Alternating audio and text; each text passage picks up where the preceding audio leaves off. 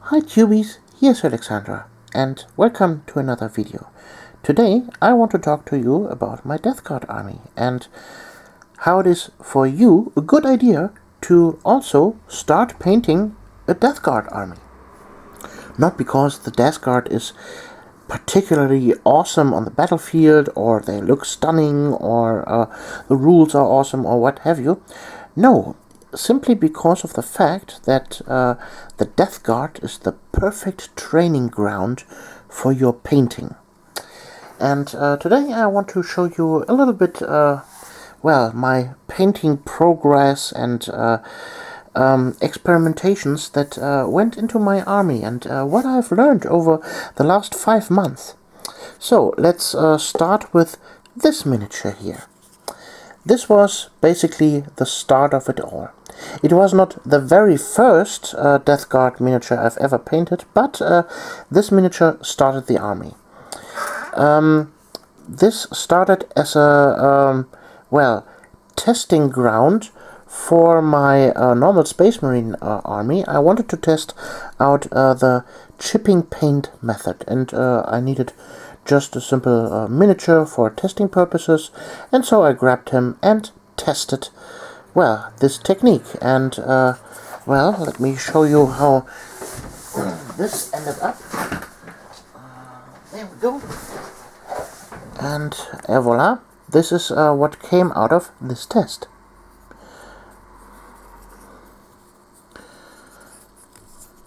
Yeah, and the Deathguard army started, like I said, as a test project. And so I wasn't very keen for this color scheme for the Deathguard, and, I picked up the next miniature that I wanted to paint. And so I tested this one here. So I tested a little bit of wet blending here on the chest plate. I tested a little bit of verdigris here on the armor. It wasn't quite there yet. I can show you an example for good verdigris on this miniature here. This is how it evolved over time. But we go back to this one later.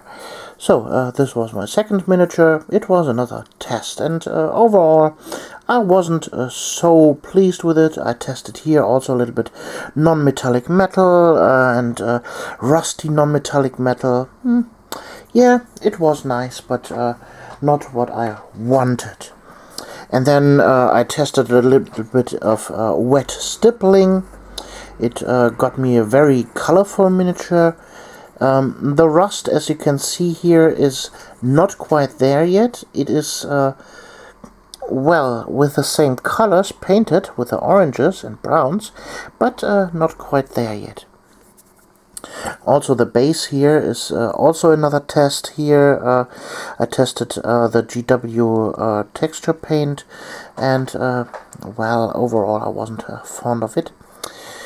So then the next miniature I tested was a quick paint job with a white base primer and then some dark streaky grime over it, and removing it with some white spirit. It was nice, dirty and grimy, and looked like a Blanchitsu painting. Here the verdigris is a little bit better than on the previous miniature, but it wasn't quite there yet. And then so I kept on trying and trying. I painted this one here with a lot of dry brushing, and then I revisited this miniature here and tested another style, the stippled edge highlighting on this one. As you can see here, all over the place he has this interrupted edge highlight. I saw that once on a miniature on Instagram, and I thought I would copy that. So what else did I test? Here on this miniature I tested out a little bit of a conversion, and also I trained myself in edge highlighting here. It was a lot of fun. Then Well, here on this miniature, the rust is almost there. As you can see, the rust has evolved quite a bit, and it looks stunning, but it is not three-dimensional yet. But it looks good. And here I tested another cracked armor on the armor itself. A little bit different skin tones here for the mutations and such. So what next? Yeah, I tested conversions, heavy conversions on this miniature here with green stuff, and it well, went its own way. Here I tried different green tones on the armor. This one here with a teal color, and as you can see here, this is the final stage of the rust, the evolved three-dimensional rust that I've made a video about on this channel already, with pigments and a space shaker. Yeah, blood effects here. What else have I tried on this army? I tried here with the Deadly Print Studio upgrades, some battlefield effects with the flying bolter shelves and the explosion here. Also the rust is here three-dimensional, but the armor itself wasn't up to par for what I would finally imagine my army to look like. And here we have now a very late stage Deathguard Marine. You see the transitions here on the armor are much more defined. The rust is very good, and here I tested a well, glass effect, and I think it looks quite nice. Different skin tones here on the yeah, on the tubes. Overall, I think this is the absolutely grime final that I arrived on this miniature. Here, I showed you this one before. I wanted to test out a brass guard marine, completely painted in brass color with verdigris. And here I heavily trained myself to use verdigris to a good effect. Here on this miniature I tested out how to paint rust on a black armor. As you can see here with the rust dots in there.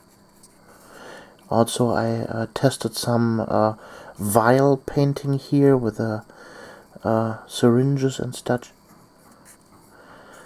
Also here new brass verdigris on the shoulder pad. A dirty old cloak here. Flesh tones on dead skin here, blood effects. So, next one, this one here, I wanted to test out how it would look to have a yellow Deathguard Marine with some streaking, rust streaking, some 3D printed stuff conversion here with a tentacle at the front. I found this tentacle on Thingiverse, just scratched a hole into the miniature with a clipper and, well, placed the tentacle there, also with the 3D rust. Yeah, what can I say about the army overall?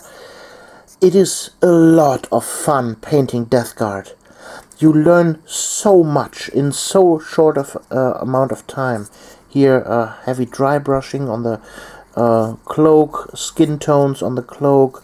Here you have droplets of ooze, rust effects, skin tone, horns, bones, smoke. This miniature alone taught me so much about painting. It is simply fun to paint them. Not to forget about the poxwalkers. This here is also a lot of fun. You learn how to paint skin tones, how to use the contrast paints appropriately. Also here, here Chaos Cultist learn how to use contrast paints so that it looks good. They are just contrast paints, but they are done. So, what else? Here's another refined version of this one here with an oil wash. I made a video about him.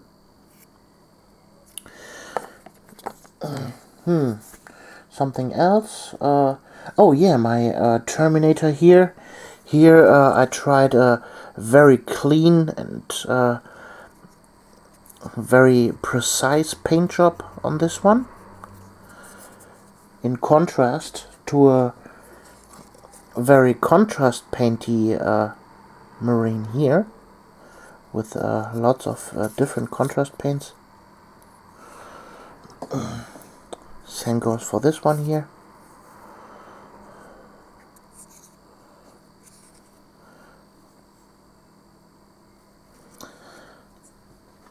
So overall, I can highly recommend you to pick up some Deathguard models. You don't have to paint an entire army like I did here over the last 5 months, but Deathguard miniatures are absolutely the way to, well, look above, well, look outside the box and try and test something new that you've never done before. Just try it. It is a lot of fun. I hope that this video helped you and gave you a little bit of insight into my Deathguard. Here, for example, testing plasma weapons. A different approach on the rust again here. Yeah. I hope you like this. And, well, we see us in the next video. You, Alexandra.